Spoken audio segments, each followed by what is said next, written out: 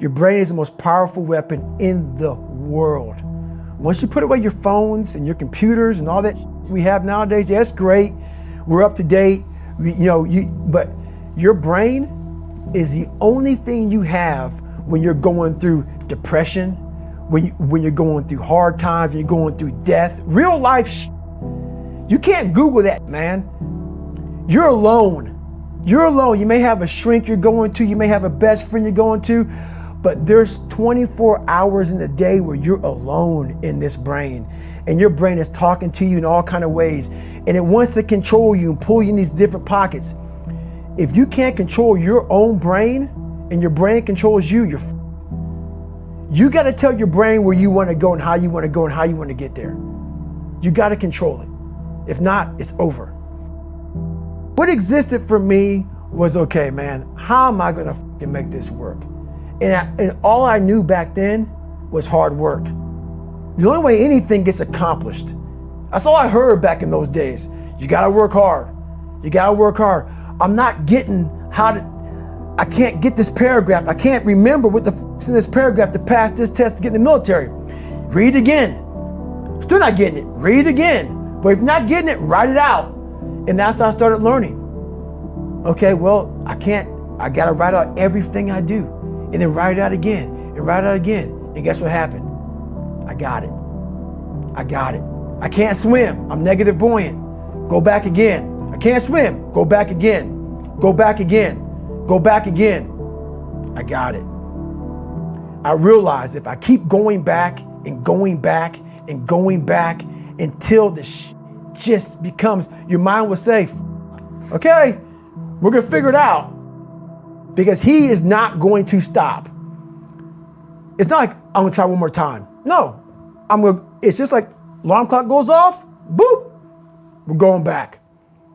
I can't read right, we're going back. I gave myself no way out, and my mind realized that. They said, okay, we're gonna adapt and overcome now. Like a lot of people say, trying hard. Your mind knows, man. It knows this guy's bullshitting me, man. This guy's lying. There's no truth behind it. When I was in Navy SEAL training, people go, how were you there for 18 months? The program was only 6 months long. You were in 3 hell weeks in 1 year. No one's ever done that. How did you do that? I talk about the new norm. When I lived in a $7 a month place when I was growing up for a short period of time, I loved it. I didn't know any different. That was my norm. Once we moved out of that place, we moved to a $236 a month place. I was like, I never want to go back to that little piece of shit.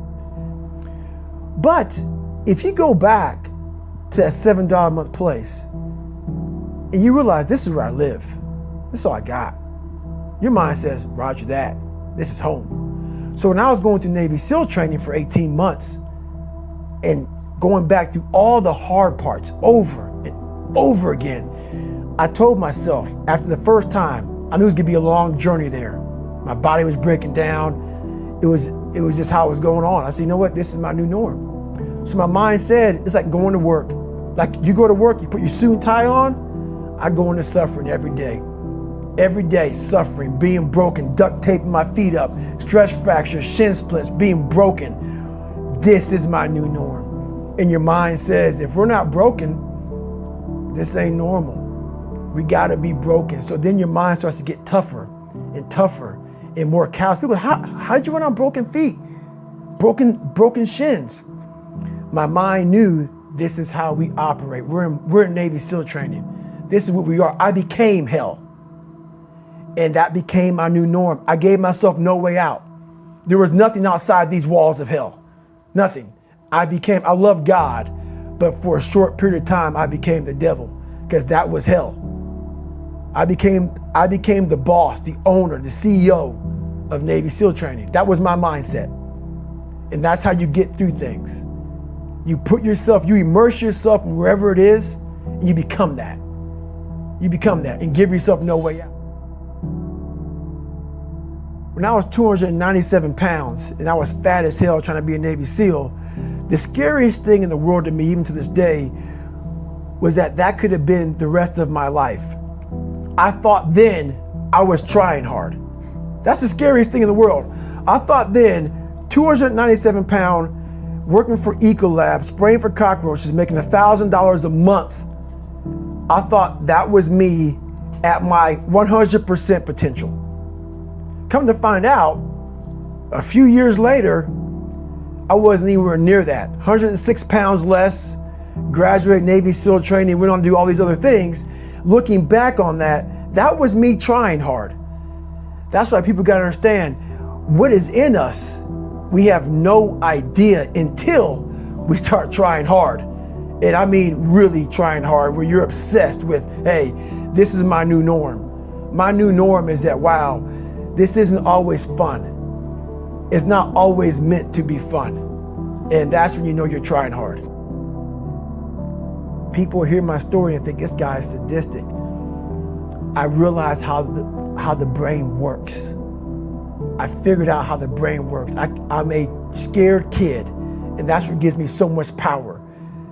I had no foundation, and I built this off of just researching the mind.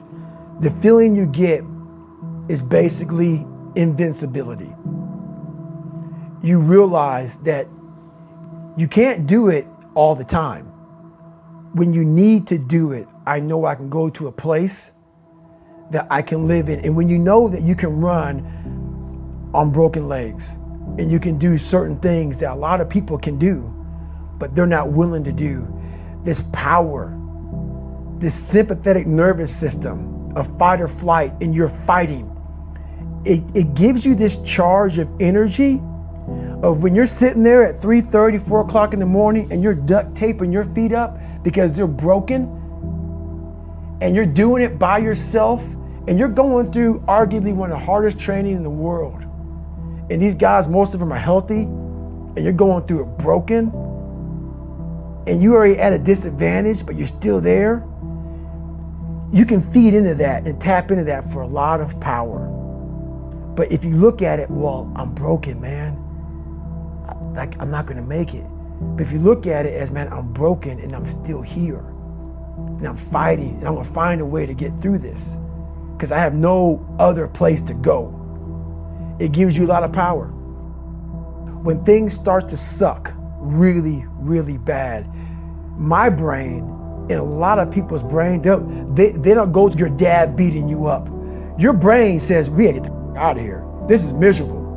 So anger goes away a lot of times when you're suffering, because your brain just says, we gotta run, we gotta go.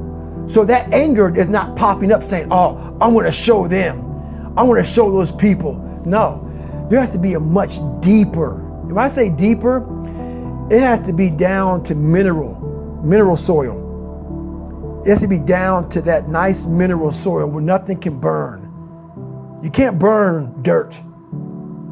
So it has to be down that low, that literally is something in you that's at the core of your soul. But you don't find it unless you spend a lot of time with what you want to be in life. I can't give that to you. Right. You can't give it to somebody. When you find your true passion in life, and my passion for me was like, oh, I want to be, I don't give a Navy SEALs, Army, I don't give a shit. I want to serve my country. I want to be someone that I'm proud of. I want to look at myself in the mirror because I was so disappointed. That accountability mirror I talk about, I was so disappointed in what I saw every day. I wanted everybody to love David Goggins. And a lot of people did. I didn't love myself. But I knew a lot of us want to find peace first. So people say, man, you always talk about this suffering and pain and I'm at peace right now because I went through that. Right? You don't find peace first. If you do, Merry Christmas. More power to you. More power to you. I found peace on the opposite end of finding myself. And no one really finds themselves without going through trials, tribulations, suffering, accountability. And accountability is suffering. Being accountable every day for doing right for yourself, for the people next to you, it's miserable. It's hard. So, even the smallest details.